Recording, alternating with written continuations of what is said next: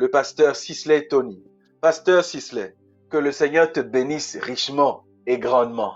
Comment tu vas? Bonsoir, docteur. Bonsoir. Que le Seigneur vous bénisse. Tous ceux qui sont connectés ce soir, que la Amen. grâce de Dieu se répand sur nos vies.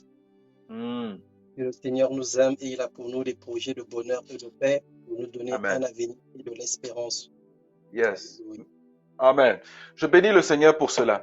Pasteur Sisley, je voudrais que tu essaies de nous parler un peu. C'est vrai que je sais ce que toi tu fais dans le ministère. Je reçois tous les jours, 1 à 2 fois par jour, des enseignements, des exhortations, des messages que tu fais. Mais je voudrais qu'en 1 ou 2 minutes ou 3 minutes, tu nous parles un peu de ton ministère.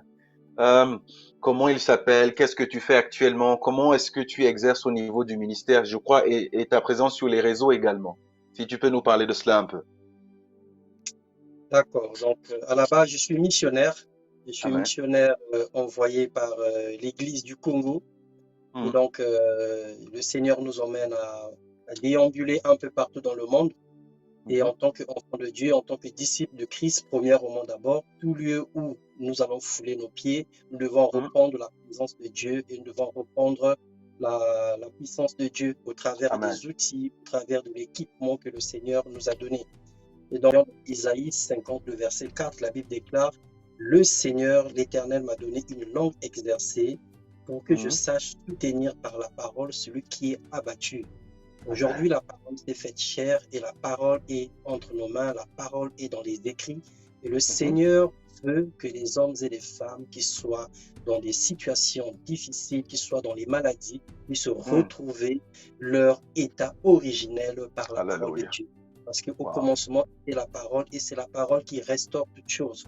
Et donc, c'est ce Mhm, que nous essayons de faire. Nous n'avons pas un ministère, on va dire, euh, ministère d'implantation, mais mhm, nous associons avec les hommes de mhm, Dieu qui ont un poids, qui ont un fardeau. Nous mhm. venons en soutien, nous venons en aide pour leur apporter un peu plus de ce Amen. qu'ils ont besoin au travers de ce que Dieu a fait pour nous. Donc, voilà Amen. notre mission, Magnifique. notre mission. Je bénis le Seigneur pour cela parce que tu as dit que c'est un fardeau.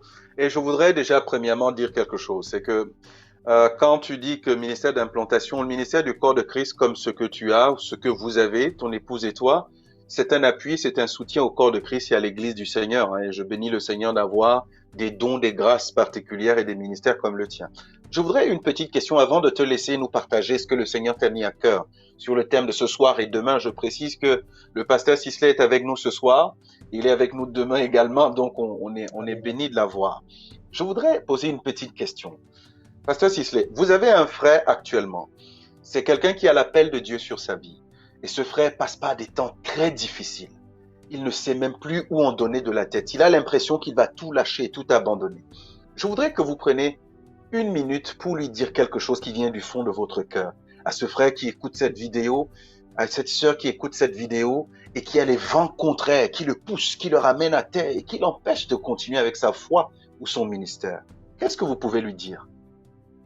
Alors, ce que je peux dire à toi qui m'écoutes ce soir, mon frère, ma soeur, toi qui m'écoutes, nous sommes là, on va dire, les successeurs Hmm, d'une grande œuvre que le hmm, Seigneur a laissée.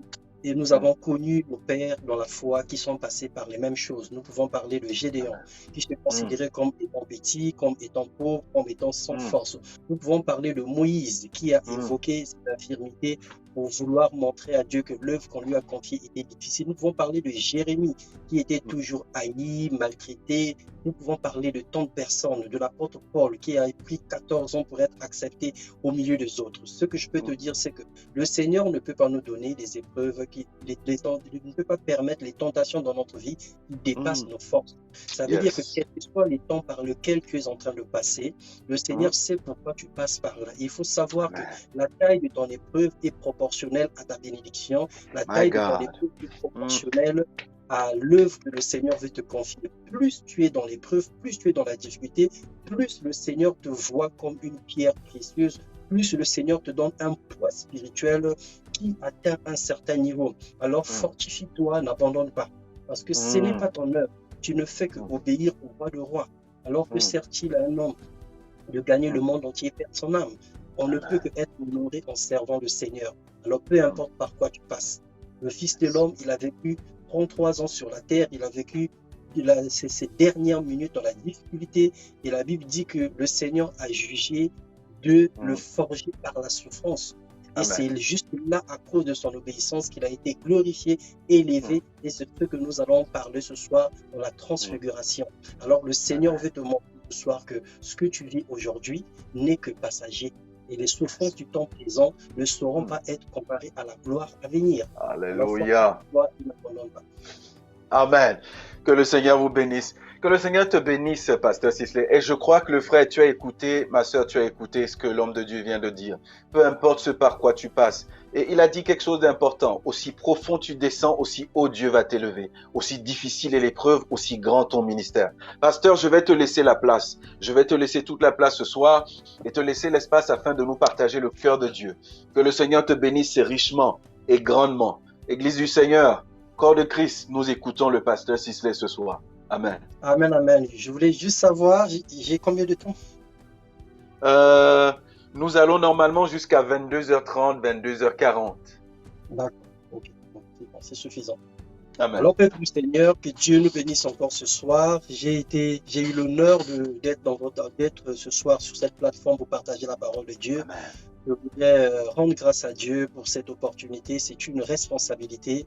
Je voudrais bénir le Seigneur pour la confiance qui m'a été donnée. Je ne suis certes pas le meilleur. Je ne suis certes pas la personne ayant la portée de la connaissance. J'ai l'humilité de reconnaître que nous connaissons tous en partie. Nous pouvons balbutier, nous pouvons faire des erreurs, nous pouvons nous tromper. Mais ce qui est sûr, c'est que nous sommes aptes au changement et à la transfiguration. Nous sommes aptes à accepter les remarques, nous sommes aptes à accepter tout ce que le Seigneur voudra pour notre vie. Et c'est ce que nous voulons partager ce soir. Mais je prie que ce soir, que la chair et le sang se taisent. Seigneur, je te remercie pour ces moments. Je prie que le Saint-Esprit prenne le contrôle dans le nom de Jésus. Je ne voudrais pas, Seigneur, ce soir, diffuser ou encore, Éternel des armées, propulser ou proclamer une intelligence, une sagesse ou une instruction particulière, mais je voudrais simplement te laisser la latitude, te laisser toute la place afin que tout ce qui sort de moi soit réellement ce que tu as prévu pour ton peuple ce soir. Seigneur, c'est une responsabilité, un message qui est enregistré, un message qui est écouté par tant de personnes. Seigneur, éloigne toute forme d'hérésie, tout ce qui ne glorifie pas ta Seigneurie, tout ce qui ne vient pas de toi, tout ce qui ne confesse pas ta Seigneurie, soit sous nos pieds ce soir, dans le nom puissant de Jésus. Nous renversons toutes les forces négatives, maléfiques, toutes les forces oppressives, toutes les forces qui essaient de nuire à notre ministère, qui essaie de nuire à l'entendement spirituel dans les vies des hommes et des femmes, au nom puissant de Jésus-Christ. Amen. Alors, le thème de notre méditation ce soir, celui-ci est mon fils bien-aimé, et nous sommes en train de poursuivre l'enseignement sur la transfiguration, et donc nous sommes déjà dans une vingtaine de jours depuis que nous avons commencé ce programme, et ce soir, j'ai l'honneur de vous partager sous le thème « Celui-ci est mon fils bien-aimé ». Nous allons sans plus tarder lire dans Matthieu 17, le verset 5, mais je vais prendre de 1 à 7 pour situer le contexte dans lequel nous allons tirer notre sous-thème de ce soir. Dans Matthieu 17, le verset 1 à 7, la Bible déclare « 6 jours après, Jésus prit avec lui Pierre, Jacques et Jean, son frère, et les conduisit à l'écart sur une haute montagne. Il fut transfiguré devant eux. Son visage resplendit comme le soleil et ses vêtements devinrent blancs comme la lumière. Et voici, Moïse et Élie apparurent, s'entretenant avec lui. Pierre, prenant la parole, dit à Jésus, « Seigneur, il est bon que nous soyons ici, si tu le veux. Je dresserai ici 3 tentes, une pour toi, une pour Moïse et une pour Élie. » Comme il parlait encore, une nuée lumineuse les couvrit. Et voici, une voix fit entendre de la nuée ces paroles, « Celui-ci est mon fils bien-aimé, en qui j'ai mis toute mon affection, écoutez-le. » Lorsqu'ils entendirent cette voix, les disciples tombèrent sur leurs faces et furent saisis d'une grande frayeur. Mais Jésus s'approchant les toucha et dit, « Levez-vous, n'ayez pas peur. » Ils levèrent les yeux et ils ne virent que Jésus seul. Alléluia, alléluia. Alors aujourd'hui, depuis le début, il y a plusieurs serviteurs de Dieu qui sont passés. On a défini intelligemment, on a défini de façon, on va dire, propice le mot transfiguration. Je ne vais pas rentrer encore dans les détails, mais je vais quand même rappeler tout le long de cette exhortation. Nous allons savoir c'est quoi la transfiguration et nous allons partir sur 3 axes ce soir. C'est quoi la transfiguration en bref, mais quel est l'objectif de ce que ça représente pour nous aujourd'hui? Et pourquoi est-ce que Dieu a voulu que nous sachions que Jésus-Christ était son Fils bien-aimé lorsqu'il affirmait que celui-ci est mon Fils bien-aimé. Et si nous pouvons continuer la suite de la phrase « en qui j'ai mis toute mon affection ». La transfiguration, c'est le changement d'aspect physique, comme nous pouvons le définir. Dans le cas de Jésus, son visage rayonnait de gloire et ses vêtements étaient devenus très éclatants, comme nous l'avons lu dans le premier verset du chapitre 17. L'objectif de la transfiguration de Christ était certainement de permettre à ce cercle restreint, ça veut dire que les apôtres, les gens que le Seigneur avait mis à part, des gens que Dieu avait une mission particulière, des gens comme toi et moi, que le Seigneur a choisi, que Dieu veut emmener dans une dimension exceptionnelle, que Dieu veut emmener très loin avec lui parce qu'il t'a sanctifié, il t'a mis à part, il t'a appelé Église pour porter son nom dans les extrémités de la terre. Lorsque Dieu a voulu montrer à ces personnes-là, le cercle restreint, qu'ils devaient avoir la charge de l'Église, après le départ de Jésus, le Seigneur a voulu leur montrer quelque chose de grand et de particulier. Et il les a emmenés en présence de Jésus. Ils n'étaient pas ignorants. Ils savaient qui était Jésus. Parce que nous allons voir tout à l'heure qu'à plusieurs reprises, ces mêmes personnes avaient déjà reconnu que Jésus était le Fils de Dieu, qu'il était le Messie. Mais le Seigneur a voulu qu'ils puissent réécouter cela, certainement pour booster, pour propulser leur ministère. Dieu les a emmenés sur cette montagne, en ces lieux précis. Dieu les a fait voir toute cette gloire. Dieu les a montré tout ce qui s'est passé ce soir-là, ce jour-là, pour que leur ministère puisse s'ancrer, s'appuyer sur une foi solide, sur une parole réelle, sur le réma et la véritable parole. Donc le Seigneur avait décidé d'emmener ces 3. Donc c'était, on va dire, un cercle restreint. Jésus n'était pas favoritiste ou encore il n'avait pas que de l'amour pour ces 3-là, mais il savait la mission pour laquelle il proposait ou encore il avait mis sur la vie de ces personnes. Il connaissait leur appel. Ce soir, nous avons répondu à la question, nous avons exhorté une personne qui est en train de passer par des épreuves, qui est sur le point d'abandonner à cause des critiques, à cause des situations difficiles, à cause des difficultés de tout genre. Alors ce soir, le Seigneur va te répondre au travers de cette exhortation. Dieu ne fait pas des choses par hasard. Dieu ne permet pas que nous passions par un chemin par hasard. Dieu n'a pas des enfants chouchous. Dieu nous aime tous. Il ne fait exception de personne. Il nous a tant aimés. Il a donné son Fils pour nous. Alors, il ne prendra pas certains pour avoir plus de beurre que d'autres. Il ne donnera pas à certains de la nourriture et d'autres, il les laissera affamés. Alors chacun de nous doit comprendre son épreuve. Chacun de nous doit comprendre le chemin sur lequel Dieu il est en train de s'emmener. Et l'objectif de la transfiguration ou encore d'être le témoin de la transfiguration. Quelquefois, nous avons besoin d'épreuves. Nous avons besoin de preuves pour faire chemin avec une personne. On a besoin de plus de résultats avant de se lancer. Vous voulez vous associer à une personne, vous voulez vous engager dans une affaire, vous voulez signer un contrat, vous voulez servir aux côtés d'un homme. À un moment donné, on a besoin d'épreuves. On veut s'assurer si cette personne vraiment peut nous emmener là où nous voulons emmener. Nous voulons partir parce que chacun de nous a un objectif. Et pour atteindre des objectifs, nous avons besoin de nous connecter avec des personnes qui sont réelles. Les disciples ont connu Jésus pendant 3 ans de son ministère terrestre. Ils ont tout abandonné. Pierre avait laissé ses barques, avait laissé ses filets pour servir le Seigneur. Au bout d'un certain temps, la mission qui était la sienne, Dieu avait besoin de leur donner confiance en qui ils étaient en train de prendre le témoin ou le relais de la mission. Dieu a voulu leur faire passer cette glorieuse expérience pour que leur foi soit ancrée et leur foi soit solide, pour que leur foi ne défaille pas. Souvenez-vous, le même Pierre, lorsque Jésus lui a dit que Pierre, le diable vous a réclamé pour vous cribler comme du froment. J'ai prié pour vous afin que votre foi ne défaille pas. Et il a dit à Pierre, lorsque tu seras affermi, tu affermiras les autres. Dieu a un projet pour toi. Dieu a un projet pour moi. Dieu sait ce qu'il veut faire avec toi. Et Dieu veut t'emmener sur la montagne.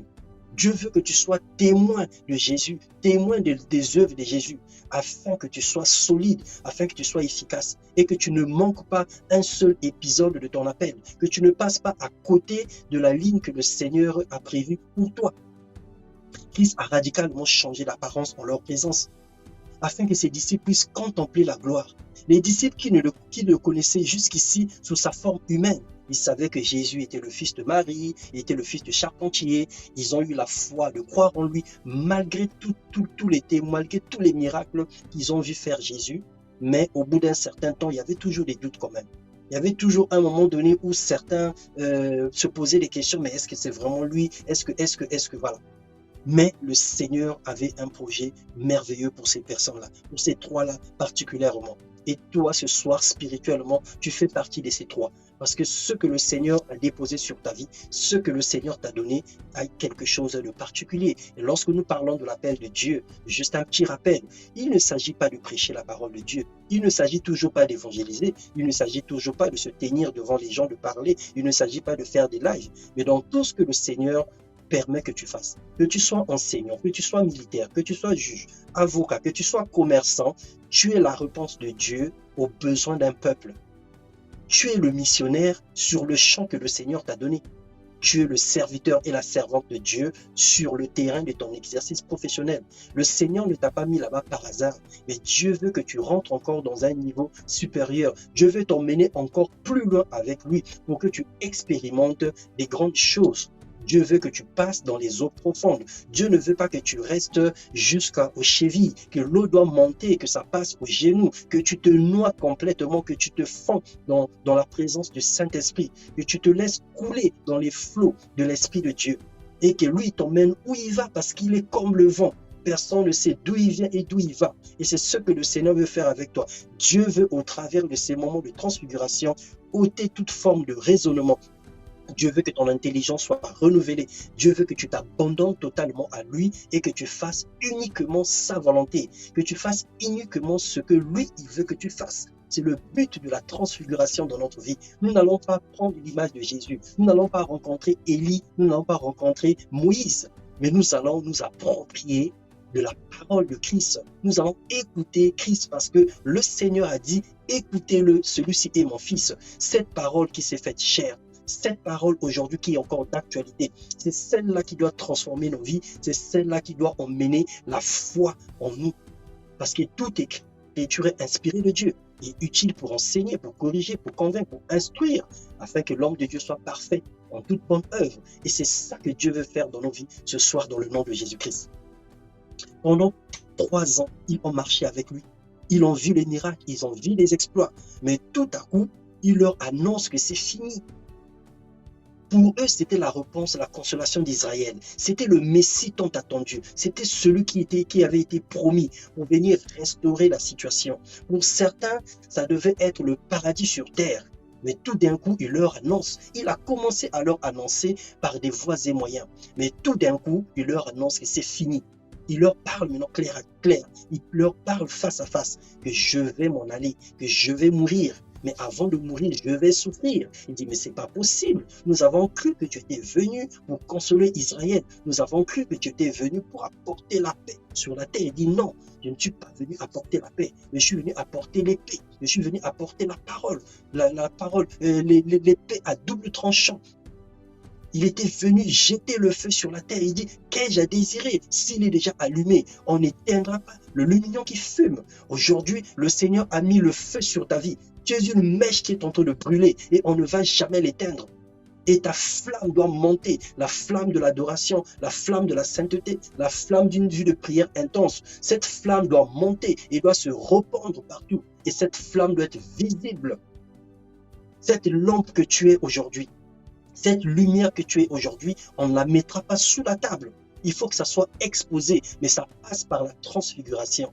afin que tes habits deviennent éclatants, ta vie devienne scintillante, ta vie devienne lumineuse. Quel que soit là où tu es, que le monde remarque qu'il y a un enfant de Dieu qui est là. Et qui dit enfant de Dieu, Christ vit en toi, ce n'est plus toi qui vis. La présence du Saint-Esprit caractérise ta marche. Et là où tu es en ce moment, là où tu fonctionnes, là où tu travailles, même si tu n'ouvres pas ta bouche, mais on doit remarquer et sentir la présence de Dieu.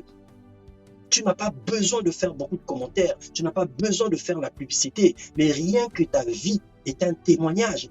2 Corinthiens 3.3 nous dit que nous sommes des lettres écrites, non pas avec de l'encre, mais avec l'Esprit de Dieu. Tu es une lettre. Le monde entier lit un message au travers de ta vie, parce que tu es une lettre, écrite non pas avec de l'encre, mais avec l'Esprit de Dieu. Le Seigneur a gravé sur toi des paroles, ton apparence, ton attitude, ton respect, ta tenue, ta façon de se comporter, enseigne le monde entier.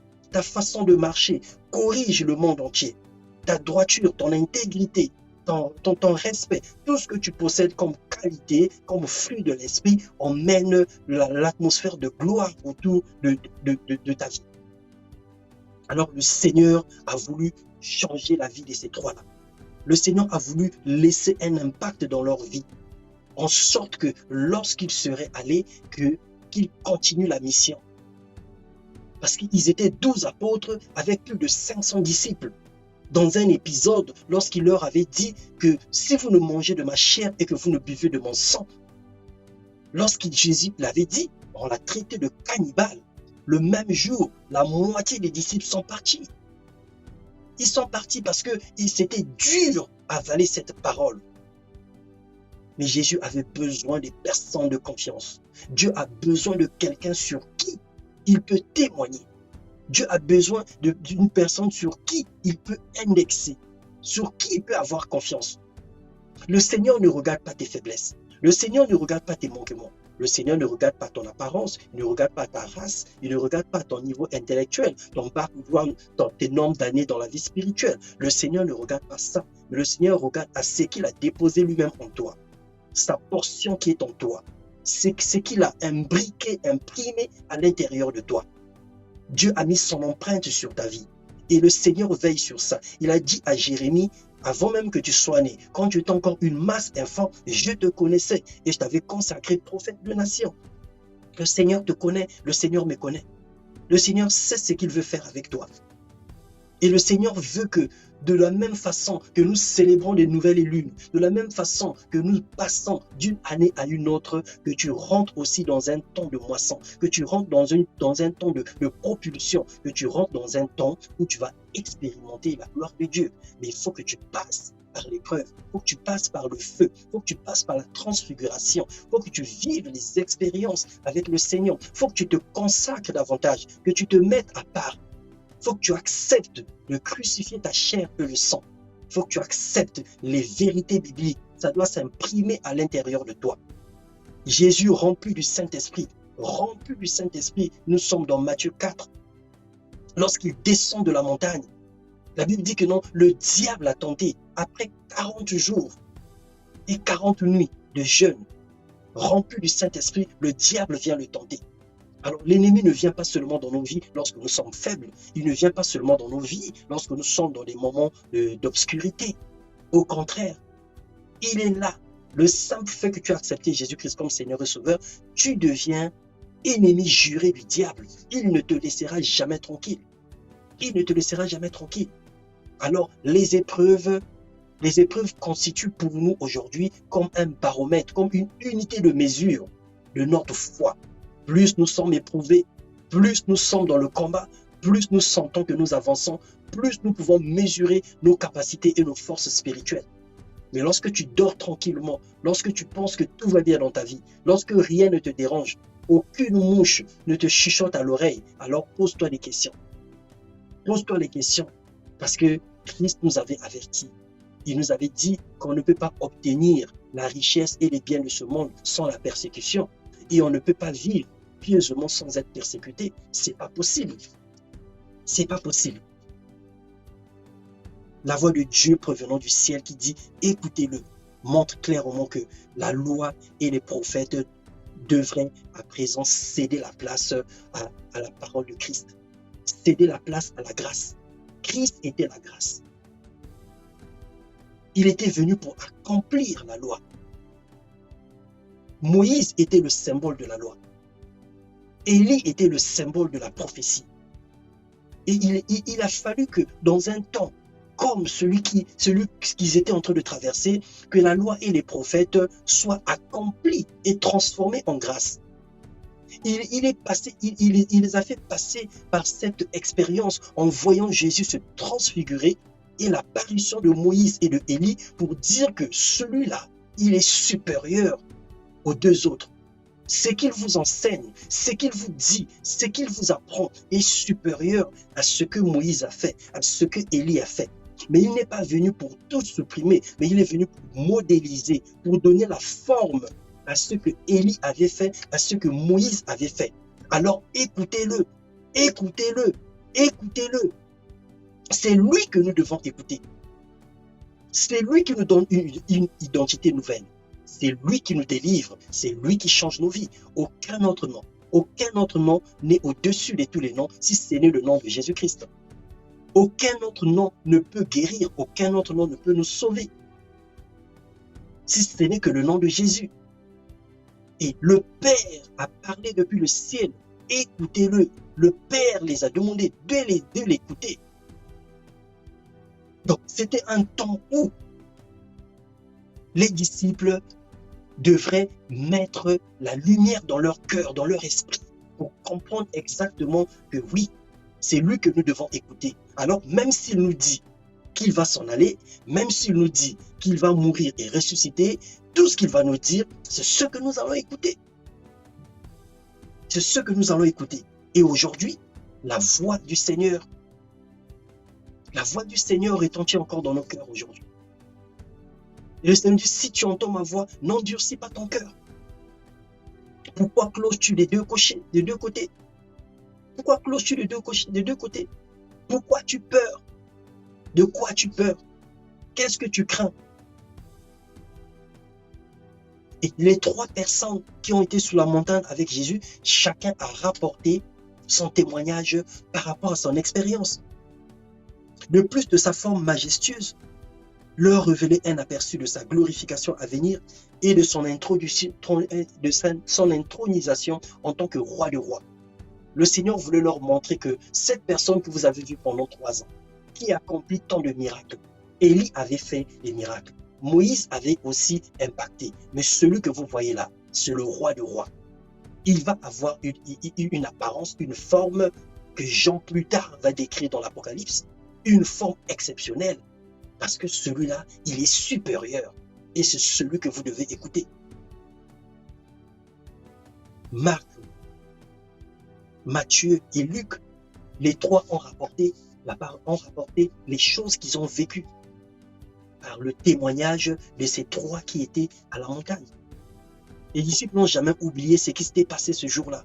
Et c'est ça qui a fondé leur foi, même après Jésus-Christ.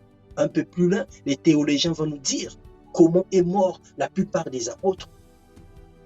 Ils sont morts d'une mort, on va dire, difficile, parce qu'ils ont tenu jusqu'à la fin. La promesse de la vie éternelle était plus forte que la vie sur la terre. La promesse de la vie éternelle était plus importante que leur vie sur terre. Ils ont tout donné jusqu'à perdre leur vie. Ils ont tout donné.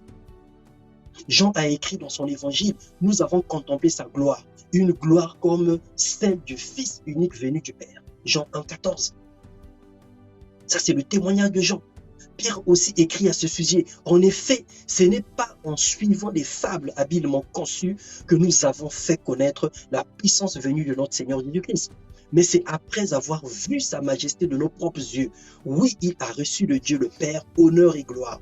Quant à la gloire magnifique, lui a fait entendre une voix qui disait « Celui-ci est mon Fils bien-aimé, en qui j'ai mis toute mon approbation. » Cette voix, nous l'avons nous-mêmes entendu venir du ciel lorsque nous étions avec lui sur la sainte montagne. 2 Pierre 1, le verset 16 au verset 18. C'est Pierre qui rapporte le témoignage. Ceux-ci ont assisté à la transfiguration et ont rendu témoignage aux autres disciples et à des millions de personnes, à des milliards de personnes aujourd'hui de ce qu'ils avaient vu. Et aujourd'hui, nous reproduisons le même témoignage. Nous venons encore sur cette plateforme vous dire que celui-ci était le Fils de Dieu. Celui-ci était un homme particulier, Jésus-Christ de Nazareth, moitié homme, moitié Dieu. 100% homme, 100% Dieu, je voulais dire. Celui qui est venu pour nous donner la vie. Celui qui est notre Rédempteur. Celui qui est notre refuge et notre salut. Nous venons reproduire les mêmes choses pour dire que chacun de nous, nous n'étions pas à la montagne de la transfiguration, mais nous avons fait le chemin avec Christ. Il nous a sortis de tous de quelque part. Il nous a pris certains dans la débauche, certains dans les adultères, certains dans l'alcoolisme. Il a pris certains dans la drogue, certains dans les prisons, certains dans un lit de mort où tu étais presque squelettique, allongé dans un lit. Certains rongés par le cancer, rongés par le sida, rongés par plusieurs maladies. Le Seigneur nous a pris de là et nous a emmenés dans sa gloire. Il nous a donné un nom nouveau. Il a fait de nous ses enfants. Et nous venons vous dire que le Seigneur est réel. Écoutez-le. Écoutez-le. Lui seul peut sauver nos âmes. Lui seul peut nous emmener aussi loin que nous pensons. Alors ce soir, la suite de cette exhortation, nous allons parler du témoignage.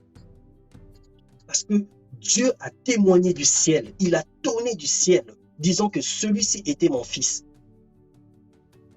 Il a reçu mon approbation. Écoutez-le. Plusieurs aujourd'hui ont perdu leur témoignage. Plusieurs aujourd'hui se lamentent. Plusieurs aujourd'hui sont dans le mépris. Plusieurs sont rejetés. Parce que ce qu'on dit d'eux, ce qu'on dit de toi aujourd'hui est tellement défavorable que ta vie part en cacahuète, que tu ne sais plus sur quoi t'en tenir. Tu commences à douter de toi-même. Alors le Seigneur a une parole pour toi ce soir. Le Seigneur veut que tu passes par cette expérience pour que pour que ta confiance puisse renaître encore ce soir. Le Seigneur veut que tu passes par là pour que tu comprennes à nouveau que lui seul est le chemin, la vérité et la vie. Alors c'est quoi le témoignage? Le témoignage dans le dictionnaire, on va dire, c'est une déclaration de ce que l'on a entendu, de ce que l'on a vu, servant à l'établissement de la vérité. C'est ça le témoignage. Ce que nous avons entendu, ce que nous avons vu, et nous l'apportons pour servir de vérité. Alors aujourd'hui, le Seigneur va restaurer la vérité sur ta personne. Le Seigneur va restaurer la vérité sur ta vie. Tu as été rejeté, on t'a traité d'idiote, on t'a traité de bête, on t'a traité de Belzéboul, on t'a traité de tout, on t'a traité de n'importe qui, on t'a méprisé, on t'a rejeté, mais le Seigneur veut restaurer la vérité dans ta vie. Le Seigneur veut apporter un témoignage. Le Seigneur veut dire de toi quelque chose pour restaurer la vérité. La vérité, c'est ce que Dieu dit que tu es. La vérité, c'est pas ce que ton père te disait quand tu étais gosse. La vérité, ce ne sont pas des insultes que ta mère proférait sur toi. La vérité, ce ne sont pas des maltraitances que tu as subies de la part de tes tantes ou de tes oncles. La vérité, ce n'est pas l'expérience négative que tu as vécue dans l'armée, que tu as vécue dans les sapeurs-pompiers ou avec ton patron qui te méprisait, qui t'harcelait, qui te rabaissait. Ce n'est pas ça la vérité. La vérité, c'est ce que Dieu dit que tu es. La première vérité, c'est que tu es enfant de Dieu. La deuxième vérité, c'est que c'est Christ qui t'a donné son identité. Tu portes le nom que Christ t'a donné. Tu portes le nom de la mission que Dieu a mis sur ta vie.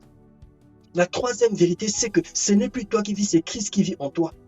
La quatrième vérité, c'est que tu es créé à l'image de Christ. Que tu aies une grosse tête, que tu aies un gros pied, que tu sois long, court, mince, sombre, brun. Peu importe ce que tu es l'image de Dieu. Et l'image de Dieu, elle n'est pas physique, elle est spirituelle. Et le spirituel domine sur le physique. Alors, reconnais que tu es l'image de Dieu. Arrête de te prendre la tête. Arrête de te comparer à toutes les créatures, aussi belles qu'elles soient. Nous bénissons le Seigneur pour leur vie. Nous bénissons le Seigneur pour les belles apparences que Dieu a données à certaines personnes. Mais cela ne fait pas d'eux supérieurs à toi. Cela ne te fait pas non plus inférieur à eux. Mais chacun de nous a une place dans la présence de Dieu. Et le Seigneur veut apporter un témoignage sur ta vie. De la même manière qu'il a témoigné sur la vie de Jésus. Et le témoignage de Jésus était connu de ces trois-là. Les personnes vont connaître le témoignage que Dieu va faire sur ta vie. Les personnes vont voir comment tu vas te transfigurer en menant une vie de sainteté radicale. Les personnes vont voir comment tu vas te scintiller, tu vas t'éclater, comment tes vêtements vont devenir d'une blancheur exceptionnelle. Toi qu'on a appelé prostituée, toi qu'on a méprisé, toi qu'on a appelé vagabonde, le Seigneur va changer ta vie. Le Seigneur va te donner une nouvelle identité. Le Seigneur va t'emmener à une transfiguration importante. Et le monde ne te reconnaîtra plus. Ils vont se poser la question, est-ce que c'est elle? Est-ce que c'est lui? Ils vont se poser la question. De la même manière qu'on posé la question à Bartimée. Est-ce que ce n'était pas l'aveugle qui était toujours là? Ce n'est pas lui? Il dit, ben oui, c'est bien moi. Les gens vont se poser la question. Le Seigneur veut apporter un témoignage. Quel est le but de Dieu? Quel était le but de Dieu vis-à-vis des apôtres Jacques, Jean et Pierre?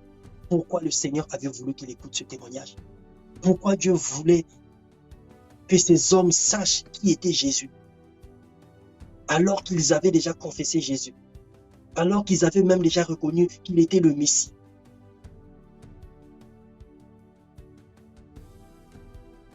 Qu'est-ce que le Seigneur veut t'apprendre ce soir?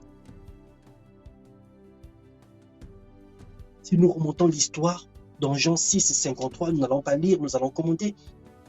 Et dans Matthieu 16, 14, Pierre avait déjà prouvé à Jésus qu'il avait une petite idée de ce qu'il était. Pierre avait déjà prouvé à Jésus ce qu'il était. À 2 reprises, Pierre avait prouvé qu'il était Jésus. Et la Bible, la parole de Dieu, a prouvé à plusieurs reprises, avant la naissance, pendant son ministère, la Bible avait déjà prouvé aussi, avait déjà montré, la loi et les prophètes avaient déjà montré qui était Jésus. Dans Ésaïe 7, 14, le Seigneur avait dit à Ésaïe que quelqu'un devait naître et on l'appellera Emmanuel. Une vierge devait tomber enceinte. Siméon était quelqu'un qui attendait cela et qui a présenté l'enfant Jésus dans Matthieu 1. Les mages sont venus pour l'adorer. Ils ont vu le signe dans le ciel. Eux qui n'étaient pas saints. Hérode avait tremblé à la naissance de ce garçon. Il n'y avait plus rien à prouver qu'il était le Messie. Le deuxième témoignage, il a confirmé la prophétie pour introduire Jésus dans le ministère terrestre. Dans Matthieu 3, 7. Lorsque Jean-Baptiste était en train de le baptiser, l'Esprit est venu sous la forme d'une colombe. Et une voix fut entendre dans le ciel. Celui-ci est mon fils, en qui j'ai mis toute mon affection. Le Seigneur avait confirmé la divinité de Christ.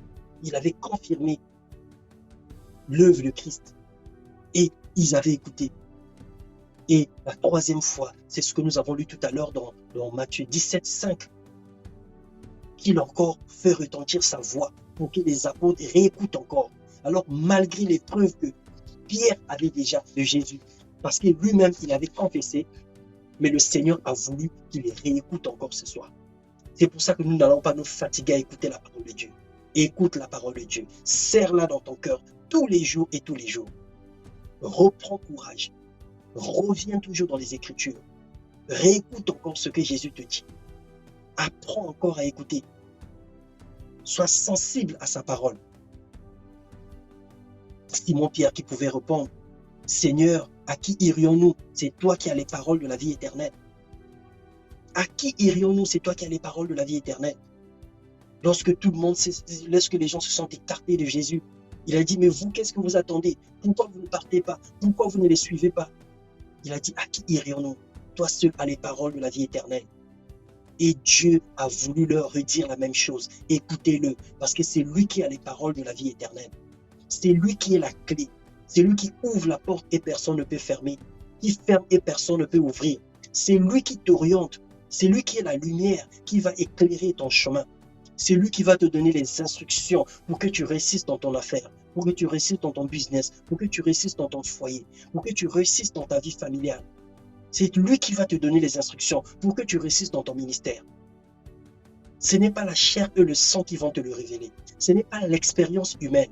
Ce n'est pas la psychologie, ce n'est pas la philosophie, mais c'est lui qui va te le dire au travers de sa parole. Parce qu'il est le chemin, la vérité et la vie.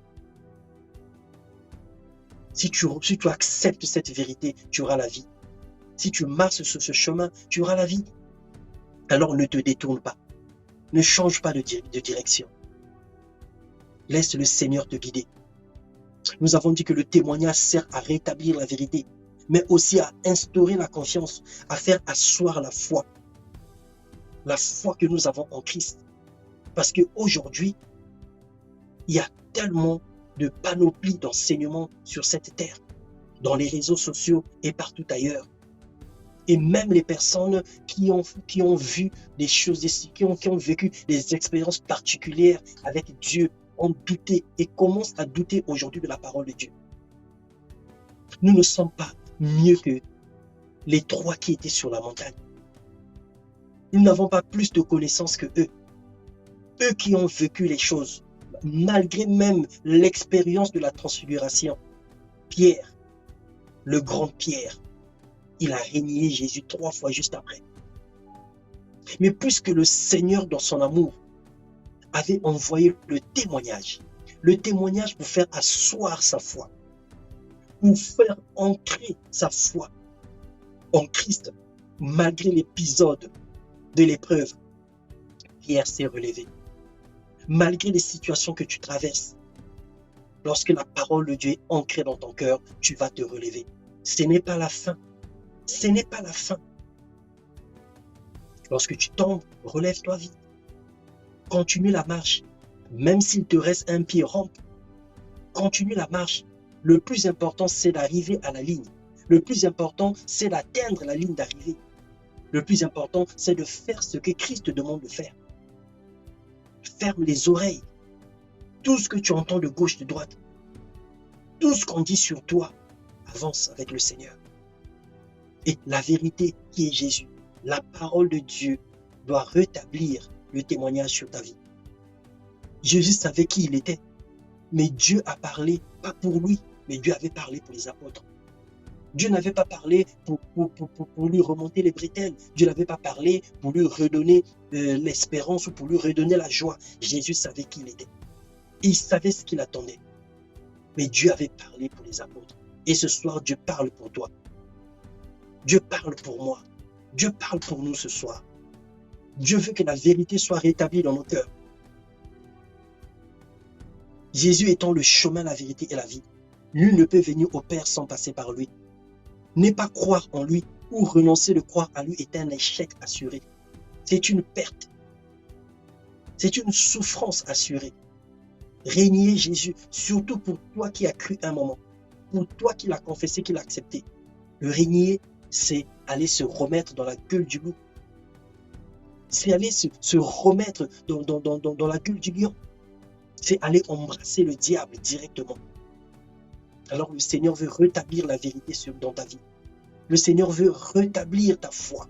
Le Seigneur veut que tu aies une foi solide, que tu aies une foi assise sur le roc, que ta maison spirituelle soit bâtie sur des fondations solides, qui est la parole de Dieu, afin que quels que soient les vents et marées, quels que soient les tsunamis, quels que soient les ouragans qui vont frapper sur ta vie spirituelle, que ta maison reste solide. Et le Seigneur veut que tu sois comme un roseau. Ne sois pas comme une chêne. Ne sois pas impressionné par des grandes choses, mais sois un roseau. Vous savez, les chênes, ce sont des gros arbres qui s'élèvent jusqu'à des centaines de mètres. Et le roseau, c'est une petite herbe de rien du tout. Mais lorsque les vents frappent, le roseau, il est flexible et il revient à sa position. Mais les chênes tombent, les montagnes tombent, les montagnes s'écroulent, mais les roseaux, ils restent enracinés. Alors sois enraciné en Christ. Pousse les racines dans la parole de Dieu. Pousse les racines dans la vérité qui est Christ. Sois enraciné en Christ. Et être enraciné en Christ n'a rien de commun avec la taille physique que tu peux avoir. N'a rien de commun avec le nombre des années spirituelles. Faites l'analogie entre la chêne et le roseau. Regardez cette petite herbe qui est bien enracinée au sol. Quelle que soit la force du vent, quelle que soit la taille du vent, il va fléchir et il va revenir. Mais la chêne, lorsqu'elle va tomber, et elle va tomber là. Elle va tomber là. Alors sois flexible. Laisse la parole de Dieu pénétrer ta vie. Laisse la parole de Dieu te transfigurer. Se transfigurer aujourd'hui dans notre temps et dans l'expression de notre vie chrétienne aujourd'hui ne voudra pas dire que ton visage va changer de forme. Mais c'est plutôt tous les changements que le Seigneur va apporter sur ta vie. Le témoignage que les gens vont faire de toi. Toi qui as été méprisé, rejeté. Ce Seigneur veut redorer le blason terni de ta vie.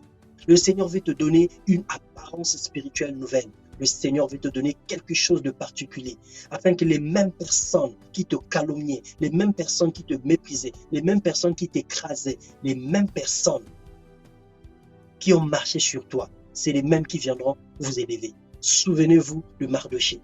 Si nous pouvons repartir dans Esther. Souvenez-vous de Mardoché. La façon dont le Seigneur avait humilié Aman. Le Seigneur l'avait humilié, le même Mardoché qui était devant la porte. Le même qui était là, l'hébreu, le juif, l'étranger. Toi qui es étranger au milieu d'un peuple dont tu ne fais pas partie. Toi qui es méprisé, qui a une couleur de peau différente aux autres. Toi que Dieu a placé dans un milieu où tout le monde est nanti, tu parais comme le plus pauvre. Qui marche toujours à pied pendant que tous te dépassent en voiture. Qui n'a jamais eu des habits somptueux, qui n'a jamais connu l'odeur d'un parfum agréable. Les mêmes personnes viendront te prendre par la main. Les mêmes personnes viendront t'ouvrir les portières. Les mêmes personnes viendront témoigner pour toi. Parce que le Seigneur va changer ton identité. Et tu ne dois plus penser aux événements passés. Tu ne dois plus considérer ce qui est ancien. Il faut que tu renouvelles tes pensées. Il faut que tu acceptes la pensée de Christ en toi. Il faut que tu acceptes la vie de Christ en toi. Jésus est la parole qui s'est faite chair. Aujourd'hui, cette chair s'est faite aussi esprit. Et l'esprit est dans les Écritures. Et cet esprit habite en toi. L'esprit qui a ressuscité Christ dans tes morts. La Bible dit que si ce même esprit habite en toi, il donnera la vie à tout ce qui est mort en toi. Cet esprit va donner la vie à ta foi qui est morte. Cet esprit va donner la vie à tout ce qui est détruit à l'intérieur de toi. Parce que le diable t'a saccagé. Le diable a blagué avec ta vie. Aujourd'hui, si nous voulons voir la gloire de Dieu, nous devons serrer la parole de Dieu très fort dans nos cœurs. Pour ne pas pécher contre Dieu, pour ne pas douter de lui, pour ne pas s'éloigner de lui. Il faut que Christ demeure en nous et que ses paroles, et il faut que nous demeurons en Christ et que les paroles de Christ demeurent en nous. Nous devons nous enraciner en lui. Pierre avait la responsabilité de conduire l'Église, malgré ses imperfections et ses manquements. Dieu savait que ce jour allait arriver. Que si Pierre persévère dans la foi et s'il demeure en Jésus, il allait être le chef de l'Église primitive. Et Dieu connaissant l'appel qu'il a mis sur chacun de nous, Dieu connaissant ce qu'il a placé en chacun de nous, il va nous faire passer par des situations. Mais aussi, il va nous emmener dans des zones de gloire pour nous montrer de quoi il est capable. Alors sois disposé. Ils étaient 12. 3 seulement sont partis avec Jésus. Aujourd'hui, nous sommes plusieurs milliards sur la terre. Pourquoi c'est seulement toi qui es connecté? Pourquoi c'est seulement toi qui écoutes cette parole?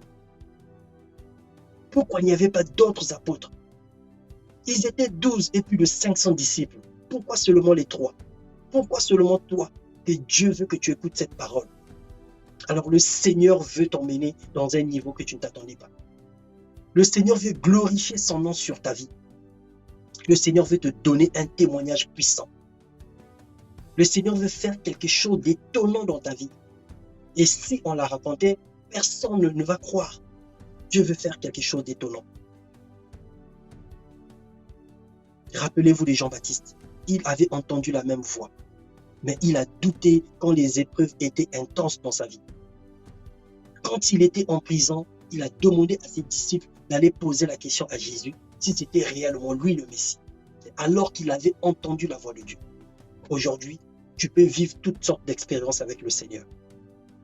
Mais c'est la fin qui compte. Comment comptes-tu finir? Comment comptes-tu finir? Plus tu t'approches de Dieu, plus tu t'enracines dans la foi. Plus tu t'approches du Seigneur, plus ta foi est solide. Plus tu augmentes ton poids spirituel.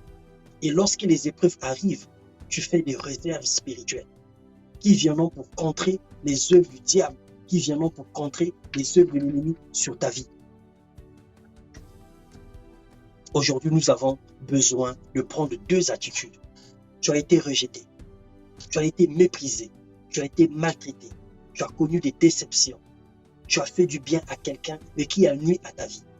Tu as voulu rendre service, mais ça t'a coûté cher. Tu as fait la prison à tort. Ton cœur est rempli de haine. Ton cœur est rempli d'un sentiment de rejet.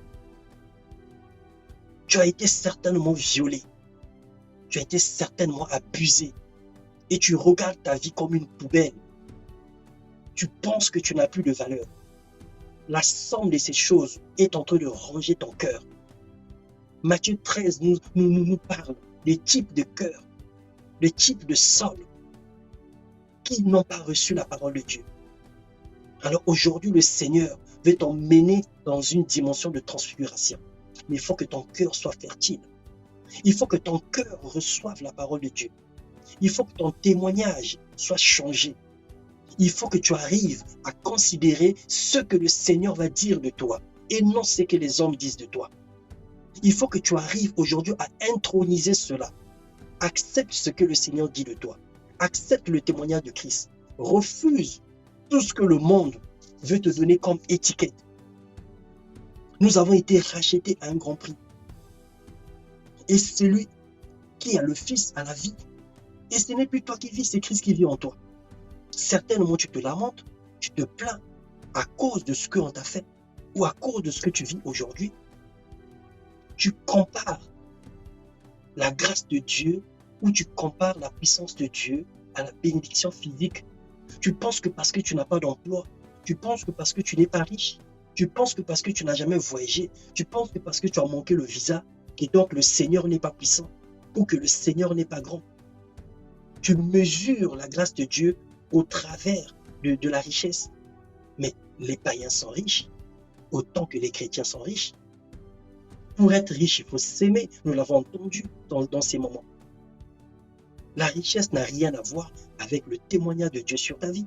La richesse n'est que la conséquence de la sémence. Et cette sémence, elle peut être par toi ou elle peut être générationnelle. Tes parents auraient sémé et cette bénédiction s'abat sur toi. Ou encore tu sèmes tous les jours et que tu vis les fruits de la grâce de Dieu. Alors, considère aujourd'hui ce que le Seigneur dit de toi. Aujourd'hui, tu es Église. Comment te vois-tu toi-même? Et comment les autres te voient? Et qu'est-ce que Dieu dit? Pose-toi ce genre de questions. Qu'est-ce que Dieu dit de moi? Comment moi-même je me vois? Et qu'est-ce que les gens disent de toi? Comment le monde autour de toi te voit? Qu'est-ce qu'ils te disent? Qu'est-ce que tu apprends du monde autour de toi? Quel est le témoignage qu'on fait de toi? Qu'est-ce que les autres pensent de toi? Alors ainsi parle l'Éternel. Ainsi parle l'Éternel dans Ésaïe 49, le verset 4. Le Rédempteur, le Saint d'Israël, à celui qu'on méprise, qui est en horreur au peuple, à l'esclave des puissants. Des rois le verront et ils le verront. Des princes et ils se prosterneront à cause de l'Éternel qui est fidèle, du Saint d'Israël qui t'a choisi. Ainsi parle l'Éternel. Au temps de la grâce, je t'exaucerai. Au jour du salut, je te secouerai. Je te garderai et je t'établirai pour traiter alliance avec le peuple, pour relever le pays et pour distribuer les héritages désolés. Pour dire aux captifs, sortez, et à ceux qui sont dans les ténèbres, paraissez. Ils paîtront sur les chemins et ils trouveront des pâturages sur tous les coteaux. Ils n'auront pas faim et ils n'auront pas soif. Le mirage et le soleil ne les feront point souffrir, car celui qui a pitié d'eux sera leur guide et il les conduira vers les sources d'eau. Je changerai toutes mes montagnes en chemin et mes routes seront frayées. Les voici, ils viennent de loin, les uns du septentrion et de l'Occident, les autres du pays de Sinim. Cieux Réjouissez-vous, terre, soit dans l'allégresse, montagne éclatée en cris de joie, car l'Éternel console son peuple. Il a pitié de ses malheureux. Sion disait, l'Éternel m'abandonne, le Seigneur m'oublie. Une femme oublie-t-elle l'enfant qu'elle allait? N'a-t-elle pas pitié du fruit de ses entrailles? Quand elle oublierait, moi je ne t'oublierai point. Voici, j'étais gravé sur mes mains, les murs sont toujours devant mes yeux. Voilà la parole que le Seigneur nous donne pour clôturer ce message. Le Seigneur te dit qu'il te connaît. Nous étions dans Ésaïe 49, le verset 4 au verset 14. Le Seigneur te connaît. Le Seigneur dit qu'il veut sécher tes larmes. Le Seigneur dit qu'il veut te donner un nom nouveau. Mais accepte d'être changé. Accepte de renoncer au mal. Accepte de pardonner. Il s'est passé deux choses, pour en citer que deux, qui a emmené deux personnes dans la gloire. Nous allons parler de Jésus et nous allons parler de Job. Dans Luc 42, verset 10, la Bible dit, comme Job, lorsqu'il a prié pour tout ce qui le maltraitait, parlant de ses amis. Job 42, le verset 10. Le Seigneur l'avait rétabli et lui avait donné plus que ce qu'il avait avant. Et dans Luc 23, le verset 34, lorsque Jésus a déclaré « Pardonne-leur, car ils ne savent pas ce qu'ils font », le Seigneur lui a fait rentrer dans son héritage. Et aujourd'hui, dans la phase de la transfiguration que nous sommes en train d'aborder ce soir, le Seigneur nous emmène au pardon. Le Seigneur nous emmène à renoncer au mal. Le Seigneur nous emmène à dégager dans nos cœurs toutes les personnes que nous avons liées, toutes les personnes que nous avons bloquées, toutes les personnes que nous avons tenues captives, toutes les personnes qui nous ont fait du mal. Le Seigneur sait ce qu'on t'a fait, mais à lui la vengeance, à lui la rétribution. Le Seigneur connaît le mal qu'on t'a fait. Il est conscient, il avait vu toute l'oppression que tu as subie. Mais Dieu te demande aujourd'hui comme Job, prie pour tes ennemis, donne du pain à celui qui a faim. Pardonne sans retenue, pardonne sans condition, pardonne sans attendre rien en retour. Le Seigneur veut libérer une personne ce soir. Le Seigneur veut te délivrer ce soir, mais il te dit une seule chose, pardonne. Pardonne et demande pardon. Éloigne de ton cœur toute espèce de mal. Dégage-toi de la mauvaise odeur spirituelle du mal qui est en toi, de l'esprit de vengeance qui est en toi. Le Seigneur veut te briser les chaînes de l'adversité. Le Seigneur veut briser les chaînes de l'esclavage. Tu es enchaîné aujourd'hui. Tu es esclave de la haine. Tu es esclave du rejet. Tu es esclave du mal. À cause de ce que les gens t'ont fait. Mais aussi à cause de ton caractère. À cause de la haine. Il y a un type de personne aujourd'hui, ce soir, où la haine, tu n'as pas supporté la réussite des autres. Tu n'as pas accepté que les autres puissent te dépasser. Tu as conçu la haine dans ton cœur. Et ça te ronge aujourd'hui. Ça t'emmène dans les maladies cardiovasculaires. Ça a implanté un cancer dans ta vie. Ça a implanté une maladie incurable dans ta vie. Tu as rencontré tous les médecins et rien ne s'est passé. Le Seigneur te dit, libère ton cœur. Demande pardon. Accepte la réussite des autres. Ôte la haine dans ton cœur. Et toi qui as été méprisé, qui a décidé de faire profil bas, ce n'est pas de l'humilité. Tu respires un sentiment d'échec. Tu respires un sentiment de désolation. Le Seigneur te dit, relève-toi. Relève-toi et vite. Parce qu'il veut faire quelque chose de grand avec toi. Dieu ne bénit pas un cœur contrit. Dieu ne bénit pas un cœur soucieux. Dieu ne bénit pas un cœur endeuillé. Dieu bénit dans une atmosphère de joie. Parce que la joie du Seigneur est notre force. Dieu bénit un cœur ouvert. Dieu bénit une vie sanctifiée. Alors relève-toi ce soir. Relève-toi ce soir dans le nom de Jésus. Alléluia.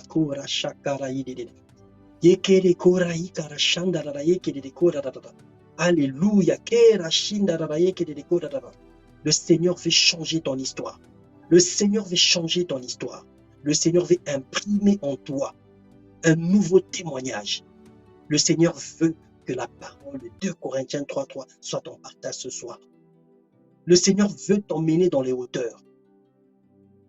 Les historiens disent que le mont Tabor, là où Jésus était, la montagne de la transfiguration, est parmi les montagnes, les sommets les plus hauts. Alors Dieu veut t'emmener plus haut. Et il t'emmène plus haut pour que tu voies, pour que tu aies de la grandeur. Le Seigneur veut t'emmener plus haut, là où l'air est frais et pur, pour te remplir de son esprit, pour te oindre à nouveau. Dieu veut oindre ton bouclier. Dieu veut te donner une onction majeure. Dieu veut te faire rentrer en possession de ton héritage. Il veut te propulser pour t'emmener loin. Les limites là où tu n'y attendais pas. Là où tout le monde, en sautant, tombe, mais toi tu vas sauter. Dieu veut ouvrir la mer rouge pour toi. Et les Égyptiens que tu vois, tu ne les verras plus jamais. Les insultes, la raillerie, la moquerie, la pauvreté, les maladies, tu ne les verras plus jamais. Mais à une seule condition, fais confiance au Seigneur. Fais confiance au Seigneur. Écoute Jésus. Écoute la voix du Père qui dit que Jésus est son Fils. Et aujourd'hui, nous l'avons dans les Écritures. Nous l'avons Jésus dans les Écritures. Son esprit témoigne dans nos cœurs qu'il est réel et qu'il est la vérité. Et cette vérité, nous l'avons en support. Nous l'avons en forme d'écriture. Écoute Jésus. Accepte la parole de Dieu. Alléluia. Je vais laisser la parole au pasteur Richard. Alléluia, alléluia, alléluia. Que le Seigneur te bénisse richement, le Seigneur te bénisse grandement, pasteur Sisley. Que le Seigneur te bénisse immensement et que ton ministère soit béni particulièrement. Je suis très heureux du ministère que le Seigneur rend au travers de toi. Et je suis très fier de ce que le Seigneur fait avec toi. J'en suis vraiment béni. Et pendant tout le temps de l'intervention, c'était vraiment comme des cadeaux que Dieu déposait dans le cœur, dans les esprits, dans les pensées. Le Seigneur rendait ministère pendant tout ce temps, pendant tout ce temps. Je disais au départ que j'allais poser une question, mais vraiment, j'ai pas envie de poser une question. J'ai besoin juste que tu parles dans la vie de ces hommes, de ces femmes qui sont connectés. Je voudrais que tu pries pour eux. Je voudrais que tu pries pour nous et que le cœur du message de ce que tu as dit ce soir annonce que cela s'accomplisse dans nos vies. Nous attendons cela et que tu sois cette bouche autorisée qui parle sur la vie des hommes, des femmes qui écoutent et qui ont écouté cette parole ce soir. Pasteur Sisley, est-ce que tu peux prier pour ce peuple encore ce soir? Mate Bruza Galaden. Seigneur de gloire, Père Tout-Puissant, dans le nom de Jésus. Seigneur, tu as écouté, Éternel des armées, les cris, Seigneur, de ton peuple. David pouvait dire que dans ma détresse, j'ai crié à l'Éternel. Du haut de ton trône, Seigneur, tu m'as exaucé. Ce soir, dans le nom de Jésus, je déclare, Éternel des armées, qu'une vie qui a été écrasée, une vie qui a été méprisée, une vie qui a été maltraitée, une vie qui a été salie, une vie qui a été marginalisée, Seigneur, que cette personne reprend vie au nom de Jésus, reprend courage dans le nom de Jésus. Seigneur, au commencement, la terre était vide et informe. Ton esprit se mouvait au-dessus des eaux. Dans le nom puissant de Jésus, l'esprit qui a ressuscité Christ entre le mort, que ce même esprit te saisisse ce soir dans le nom de Jésus et que tu reprends vie au nom de Jésus. Que tout ce qui est mort en toi, que tout ce qui n'a plus de vie en toi, reprend vie au nom de Jésus-Christ. Parce que Christ est apparu afin de détruire les œuvres du diable. Et tout pouvoir nous a été donné de marcher sur les scorpions, sur les serpents et sur toute la puissance de l'ennemi. Dans le nom puissant de Jésus, que les maladies tombent ce soir, que les chaînes tombent ce soir, que les liens soient brisés ce soir, que les nœuds se dénouent dans le nom puissant de Jésus. Toi, Lazare, sors de la tombe au nom puissant de Jésus et sois délié de tes liens au nom de Jésus. Les liens qui enlaçaient tes pieds pour t'empêcher d'avancer, les liens qui enlacent tes mains pour t'empêcher de prospérer et les liens qui enveloppent tes yeux pour ne pas que tu voies la splendeur de la gloire de Dieu. Que ces liens soient brisés ce soir au nom puissant de Jésus.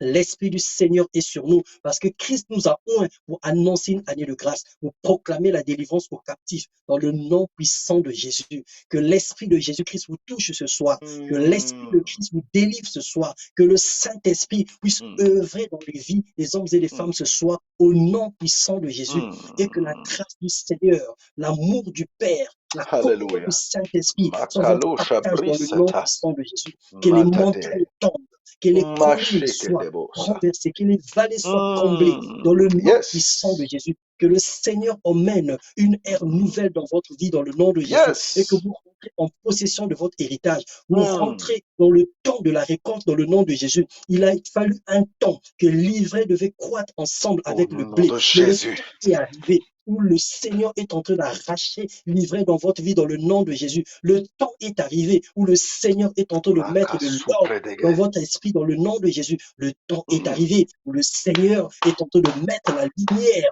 où tes vêtements vont resplendir d'un blanc éclatant qui va Un blanc symboliser la éclatant. sainteté, qui va symboliser la gloire de Dieu, qui va symboliser la puissance de Dieu dans ta vie. Au nom puissant Ta de Jésus, toi gloire qui étais arrive. méprisé, tu seras Hmm. considéré. Toi à qui on avait jeté le Ta dossier, gloire on va te arrive. rappeler. Toi qui as fait plusieurs fois les tentatives de suicide, le Hmm. Seigneur te communique la vie dans le Libéré. nom puissant de Reçois la Jésus. vie. Hmm. Relève-toi, relève-toi comme un vaillant héros. Oint ton bouclier et sois rempli du Saint-Esprit dans le nom puissant Alléluia. de Jésus-Christ. Alléluia. Merci Amen. Seigneur. Amen. Amen. Amen. Que le Seigneur te bénisse. Nous savons que nous allons passer un moment particulier dans sa présence. Que le Seigneur te bénisse, qu'il bénisse ton épouse, qu'il bénisse votre maison, votre famille, votre ministère, vos affaires, et qu'il vous Amen. donne de vous implanter davantage et qu'il donne à ce que votre ministère ait de l'impact sur le territoire français, sur la francophonie, sur l'Europe, et que vous soyez Amen. vraiment un instrument de bénédiction et surtout de Amen. croissance pour l'Église du Seigneur. Que le Seigneur te bénisse.